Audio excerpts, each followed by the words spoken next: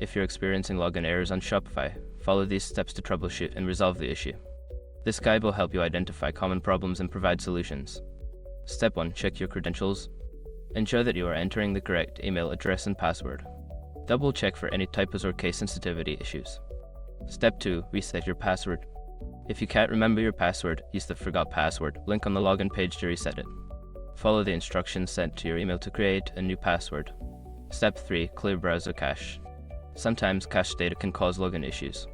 Clear your browser's cache and cookies, then try logging in again. Step 4. Disable browser extensions. Certain browser extensions can interfere with the login process. Temporarily disable any extensions and attempt to log in again. Step 5. Contact Shopify support. If none of the above steps work, reach out to Shopify support for assistance. They can help diagnose the issue and provide further solutions. By following these steps, you should be able to resolve any login errors on Shopify. If problems persist, don't hesitate to seek help from their support team.